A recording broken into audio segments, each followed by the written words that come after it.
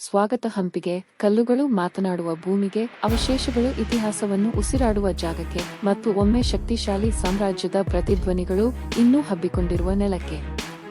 ಕರ್ನಾಟಕದ ತುಂಗಭದ್ರಾ ನದಿಯ ತೀರದಲ್ಲಿ ನೆಲೆಸಿರುವ ಹಂಪಿ ಇಂದು ಯುನೆಸ್ಕೋ ವಿಶ್ವ ಹೆರಿಟೇಜ್ ಸ್ಥಳ.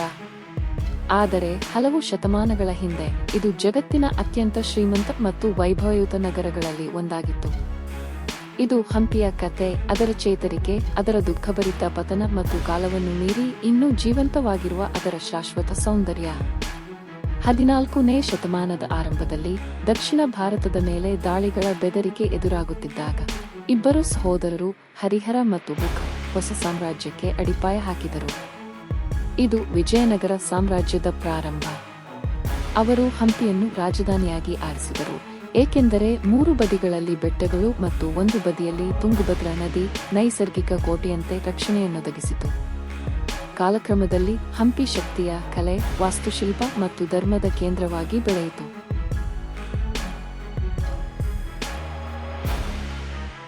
ವಿಠ್ಠಲ ದೇವಾಲಯ ಸಂಕೀರ್ಣ, ಇದರಲ್ಲಿರುವ ಪ್ರಸಿದ್ಧ ಕಲ್ಲಿನ ರಥ ಹಾಗೂ ಸಂಗೀತ ನಾದಗಳನ್ನು ಕೊಡುವ ಕಂಬಗಳು ಜಗತ್ತಿಗೆ ಹೆಸರುವಾಸಿ.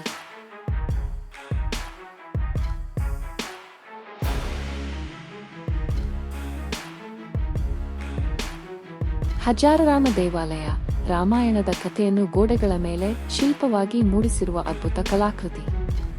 ಪ್ರತಿ ದೇವಾಲಯ, ಪ್ರತಿಯೊಂದು ಗೋಡೆ ಹಂಪಿಯ ವೈಭವದ ನಿಶ್ಶಬ್ದ ಸಾಕ್ಷಿಗಳು.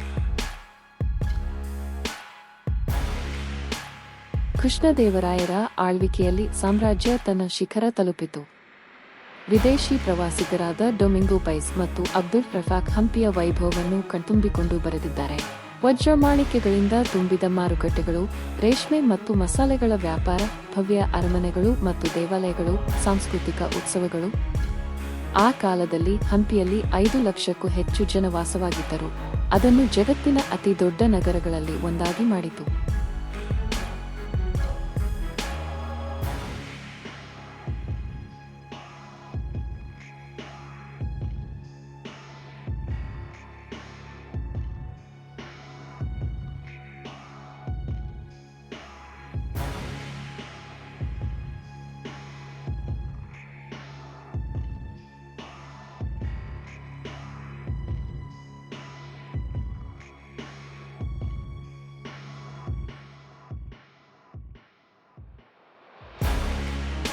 ಹಂಪಿ ಇತಿಹಾಸ ಮಾತ್ರವಲ್ಲ, ಅದು ಪೌರಾಣಿಕತೆಯ ನೆಲವೂ ಆಗಿದೆ.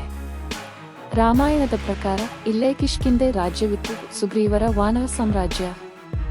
ಅಂಜನಾದ್ರಿ ಬೆಟ್ಟವನ್ನು ಭಗವಾನ್ ಹನುಮಂತನ ಜನ್ಮಸ್ಥಳವೆಂದು ನಂಬಲಾಗುತ್ತದೆ. ಭಕ್ತರು ನೂರಾರು ಮೆಟ್ಟಿಲುಗಳನ್ನು ಏರಿ ಹಂಪಿಯ ಬಂಡೆಗಳ ನೋಟವನ್ನು ಕಣ್ತುಂಬಿಕೊಳ್ಳುತ್ತಾರೆ. ಹೀಗೆ ಪೌರಾಣಿಕ ಕಥೆಗಳು ಹಂಪಿಯ ಶಾಶ್ವತ ಮಹತ್ವವನ್ನು ಇನ್ನಷ್ಟು ಆಳಗೊಳಿಸುತ್ತವೆ. ತುಂಗಭದ್ರಾ ನದಿ ಶಾಂತವಾಗಿ ಹರಿಯುತ್ತಾ ಹಂಪಿಯ ಸೌಂದರ್ಯವನ್ನು ಮತ್ತಷ್ಟು ಹೆಚ್ಚಿಸುತ್ತದೆ.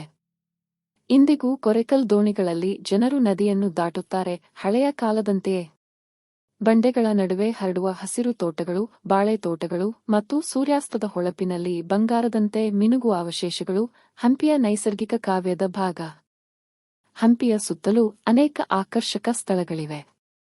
ಹೊಸಪೇಟೆ ಹಂಪಿಗೆ ಪ್ರವೇಶದ್ವಾರವಾಗಿ ಪ್ರಸಿದ್ಧ. ತುಂಗಭದ್ರಾ ಅಣೆಕಟ್ಟು ತೋಟಗಳು ಮತ್ತು ಬೆಳಕು ಸಂಗೀತ ಪ್ರದರ್ಶನಕ್ಕಾಗಿ ಪ್ರಸಿದ್ಧ. ಸನಾಪುರ ಕೆರೆ, ಬಂಡೆಗಳ ನಡುವೆ ಇರುವ ಶಾಂತ ತಾಣ. ವಿರೂಪಾಪುರ ಗಡ್ಡಿ, ಪ್ರವಾಸಿಗರಿಗೆ ನೆಮ್ಮದಿ ನೀಡುವ ಸ್ಥಳ. ಇವುಗಳನ್ನು ಸೇರಿಸಿ ನೋಡಿದಾಗ ಹಂಪಿ ಕೇವಲ ಇತಿಹಾಸದ ನೆಲವಲ್ಲ, ಸಂಪೂರ್ಣ ಪ್ರವಾಸಿ ಅನುಭವವಾಗುತ್ತದೆ. ಇಂದು ಹಂಪಿ ಕಾಲವನ್ನು ಮೀರಿ ಬದುಕುತ್ತಿರುವ ಒಂದು ಸಜೀವ ಸಂಗ್ರಹಾಲಯ. ಯುನೆಸ್ಕೋ ಕಾಪಾಡಿರುವ ಈ ಹೆರಿಟೇಜ್ ಇತಿಹಾಸಕಾರರು, ಪಂಡಿತರು, ಕಲಾವಿದರು ಮತ್ತು ಪ್ರವಾಸಿಗರನ್ನು ಆಕರ್ಷಿಸುತ್ತದೆ. ಕೆಲವರಿಗೆ ಇದು ಪಾಠದ ಪುಸ್ತಕ, ಇತರರಿಗೆ ಇದು ತೀರ್ಥಯಾತ್ರೆ, ಹಲವರಿಗೆ ಇದು ಮರೆಯಲಾಗದ ಪ್ರಯಾಣ.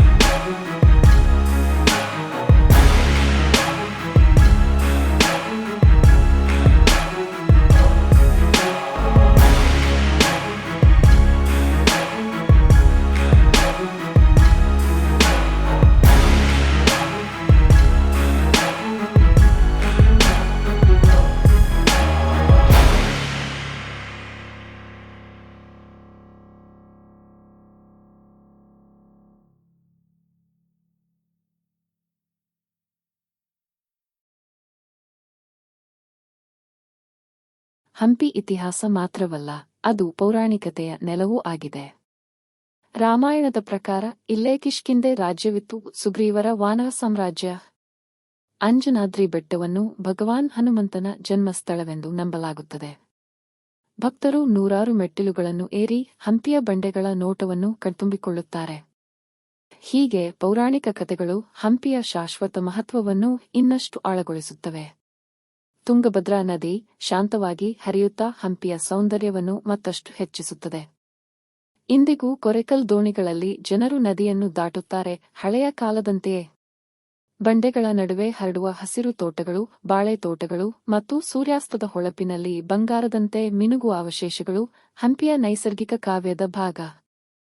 ಹಂಪಿಯ ಸುತ್ತಲೂ ಅನೇಕ ಆಕರ್ಷಕ ಸ್ಥಳಗಳಿವೆ. ಹೊಸಪೇಟೆ ಹಂಪಿಗೆ ಪ್ರವೇಶದ್ವಾರವಾಗಿ ಪ್ರಸಿದ್ಧ. ತುಂಗಭದ್ರಾ ಅಣೆಕಟ್ಟು ತೋಟಗಳು ಮತ್ತು ಬೆಳಕು ಸಂಗೀತ ಪ್ರದರ್ಶನಕ್ಕಾಗಿ ಪ್ರಸಿದ್ಧ. ಸನಾಪುರ ಕೆರೆ ಬಂಡೆಗಳ ನಡುವೆ ಇರುವ ಶಾಂತ ತಾಣ. ವಿರೂಪಾಪುರ ಗಡ್ಡಿ ಪ್ರವಾಸಿಗರಿಗೆ ನೆಮ್ಮದಿ ನೀಡುವ ಸ್ಥಳ. ಇವುಗಳನ್ನು ಸೇರಿಸಿ ನೋಡಿದಾಗ ಹಂಪಿ ಕೇವಲ ಇತಿಹಾಸದ ನೆಲವಲ್ಲ, ಸಂಪೂರ್ಣ ಪ್ರವಾಸಿ ಅನುಭವವಾಗುತ್ತದೆ. ಇಂದು ಹಂಪಿ ಕಾಲವನ್ನು ಮೀರಿ ಬದುಕುತ್ತಿರುವ ಒಂದು ಸಜೀವ ಸಂಗ್ರಹಾಲಯ. ಯುನೆಸ್ಕೋ ಕಾಪಾಡಿರುವ ಈ ಹೆರಿಟೇಜ್ ಇತಿಹಾಸಕಾರರು, ಪಂಡಿತರು, ಕಲಾವಿದರು ಮತ್ತು ಪ್ರವಾಸಿಗರನ್ನು ಆಕರ್ಷಿಸುತ್ತದೆ. ಕೆಲವರಿಗೆ ಇದು ಪಾಠದ ಪುಸ್ತಕ, ಇತರರಿಗೆ ಇದು ತೀರ್ಥಯಾತ್ರೆ, ಹಲವರಿಗೆ ಇದು ಮರೆಯಲಾಗದ ಪ್ರಯಾಣ.